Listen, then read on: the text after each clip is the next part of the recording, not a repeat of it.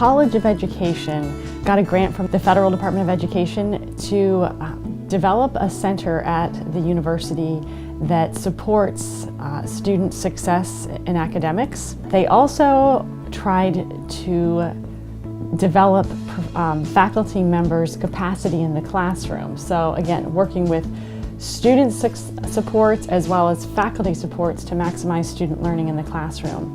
So one of the things they did on the faculty side of things was to nominate certain faculty in each department or college across the campus to be faculty fellows in the I.D.E.A.S Center. And so Dr. Freeman and I were nominated in the School of Social Work, and we have had the honor of being fellows this past academic year, which has meant that we've had this specific training around how to engage students and maximize student learning. Well, since taking the workshops, it's really built on some ideas that I had in order to continue to equip our students so that they are competent and successful to go out and be social work professionals. We are going to constantly need to be learning how to engage and capture our students. The overarching idea of the I.D.E.A.S Center is culturally responsive teaching, which is this idea of engaging students in a way that builds relationships, that responds to students where they are, and also creates an environment in which faculty are aware of the cultural backgrounds of the students and create learning environments that support their prior learning, their skill sets, and also pushes the students to succeed. One of the themes that seemed to be in every one of our workshops had to do with not only fostering inquiry, but also making communities of your students. And so a lot of these techniques taught us how, and they're going to use this in their social work profession too. They're going to be working with diverse individuals. They're going to be in agencies with diverse coworkers. And so I think learning to evolve with the different learners that are coming through our classrooms is paramount for faculty.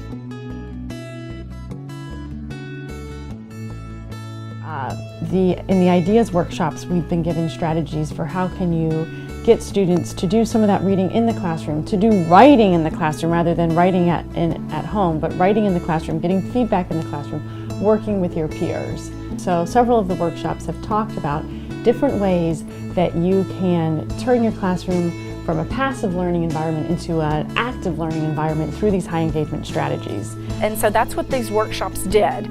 They taught me how to better relay information to my students in question form, where they are coming to me with questions and digesting the material and wanting to learn more, based on what they bring to the table from their various backgrounds. Another issue that culturally responsive teaching talks about a lot is relational capacity and building those relationships with your students. So the workshops have also focused on how do you become aware of your own biases, how do you get to know students, how do you consider the cultural backgrounds of your students, and also this idea of, as we become aware of where students are coming from, how do we create assignments that help students succeed rather than hinder their success.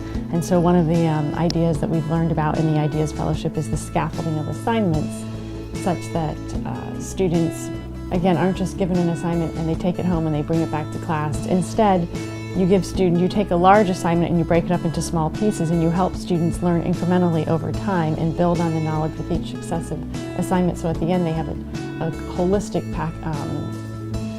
piece of work that they've done, and they've received feedback on it incrementally over time, which helps them build their skills.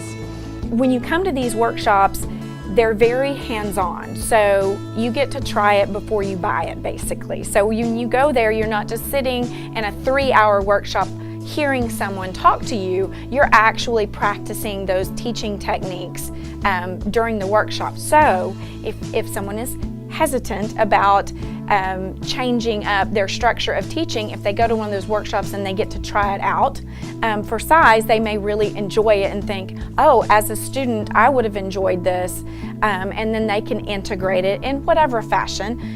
that they want in their classrooms. So the idea is it's not necessarily to throw out lectures and throw out readings. Those are important. You have a role as a faculty member in guiding the learning experience, but it's about mixing it up a little bit.